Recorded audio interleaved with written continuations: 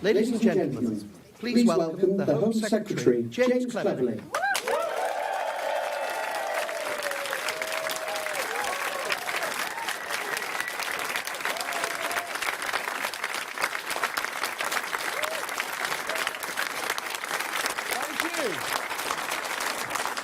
Thank you.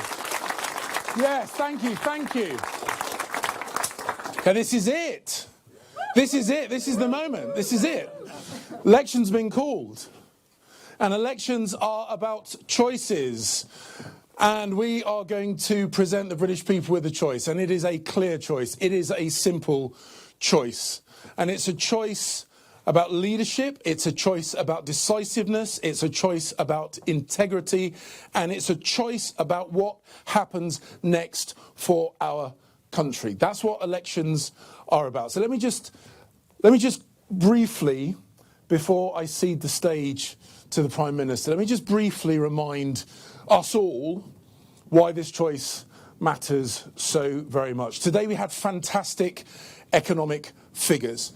Inflation is now back where it should be. It's at normal inflation levels, not by accident, because of choices. Yes. Difficult choices, but because of choices made when Rishi Sunak was Chancellor and choices he made when he was Prime Minister. Yes.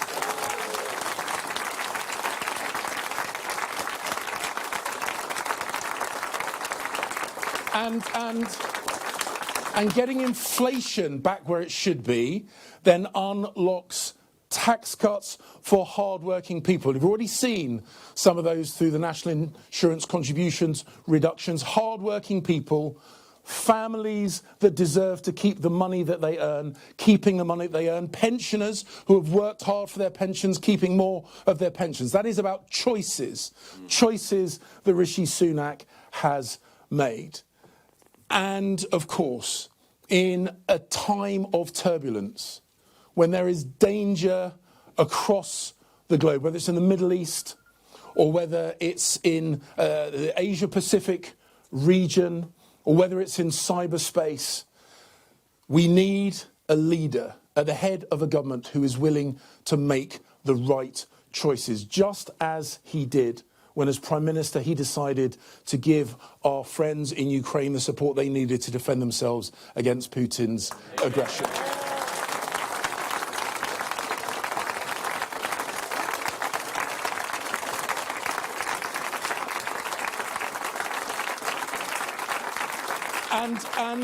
And as we present our case, to the British people, let's remind ourselves the other choice available to them, which is a Labour Party led by one of the various Keir Starmer entities. And I say that because I don't know who's turning up. I don't know what we're getting with a Keir Starmer-led Labour Party. Is it the Keir Starmer who backed relentlessly, not once but twice, Jeremy Corbyn to be Prime Minister? Is it that Keir Starmer? Yeah. Or is it the Keir Starmer that then promised to be continuity Corbyn when running for the leadership, to tickle the tummy of the left-wing voter bloc in the Labour Party? Is that Keir Starmer? Or the Keir Starmer that then denounced Jeremy Corbyn? Or is it the Keir Starmer who is now worried about the left flank of his Labour Party and starting to flirt once again with the language that he's used in the past? I genuinely don't know. I hope he does. I'm not completely convinced. So the choice is really simple. A leader who has been tested through some of the most challenging circumstances, who brought in furlough to make sure that we not only saved lives but also saved livelihoods during COVID. The Chancellor who was bold in saying now is the time to ease those restrictions and start rebuilding our economy to protect lives as well as livelihoods. The person, the leader who made the difficult decisions that have helped bring inflation down, down, down and down again. Ladies and gentlemen, this election is about a choice, and the choice is clear. A weak, indecisive, completely contradictory Keir Starmer at the head of a Labour Party beholden to the extreme left. Or a man of courage, a man of integrity, a man who has been decisive and effective, who works tirelessly on behalf of the British people and has shown that the tough decisions that he has been willing to take are making a difference. That is what this is about.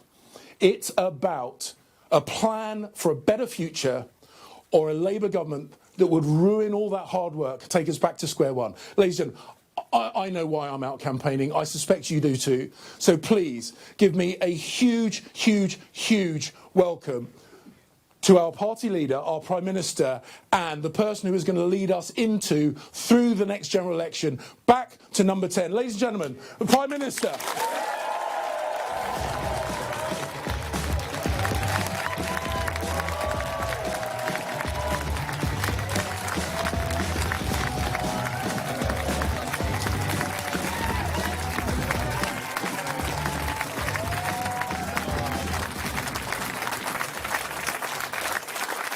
Friends, thank you. It is great to be with you all this evening. Great to be with you all the evening. You are the lifeblood of our incredible party, and I can tell by this reception that you are up for this general election.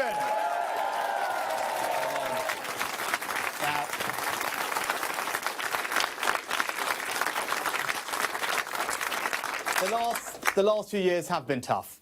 I know that, you know that. We've been dealing with COVID, which so badly upended our way of life. And then the huge spike in our energy bills caused by Putin's invasion of Ukraine. But together, as we learnt this morning, we have got inflation down from 11% to 2%. We have delivered on my first priority, to drive inflation back to normal.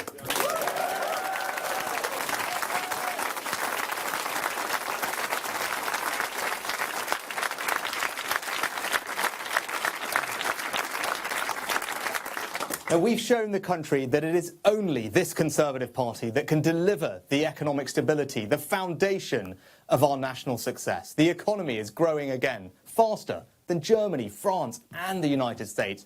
Wages have been rising faster than prices for 10 months now. The economy has turned a corner. Friends, our plan is working.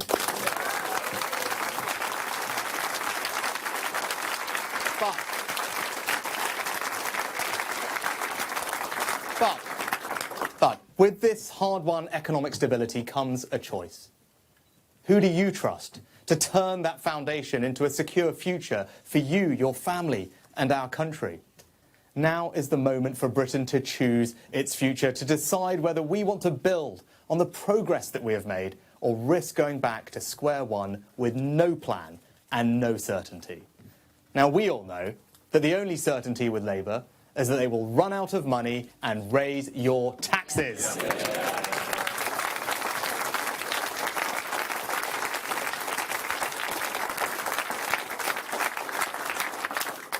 And as Jeremy showed us just the other week, Labour would cost every working household more than £2,000 extra in taxes.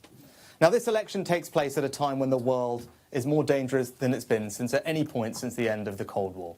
Putin's Russia is waging a brutal war in Ukraine, and he'll not stop there if he succeeds. That war has also made all too clear the risk to our energy security.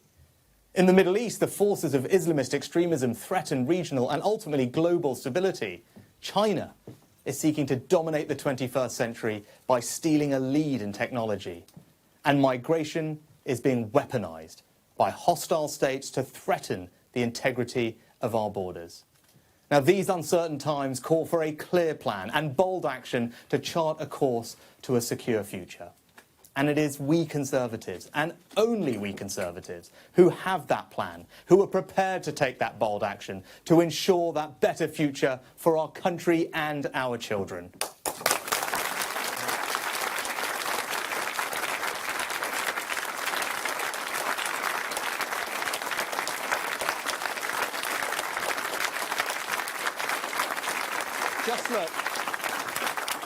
Just look at our plan to cut migration and stop the boats with our Rwanda scheme. Across Europe, the penny is dropping that ours is the right approach. But if Labour become the next government, they'll scrap the Rwanda scheme and enact a de facto amnesty for asylum seekers, making us a magnet for every illegal immigrant in Europe. In every way, Labour would make our country less secure.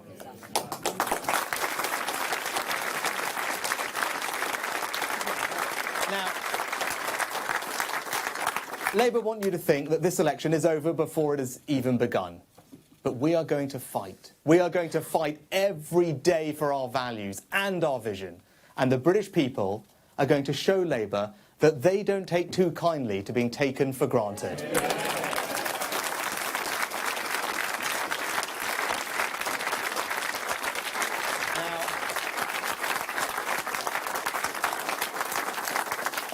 On the 5th of July, either Keir Starmer or I will be Prime Minister.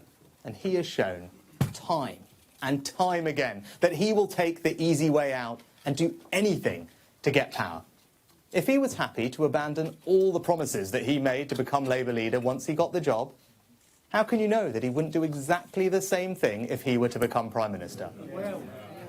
If he doesn't have the conviction to stick to anything he says, if he doesn't have the courage to tell people what he wants to do, and if he doesn't have a plan, how can he possibly be trusted to lead our country, especially at this, the most uncertain of times? Now,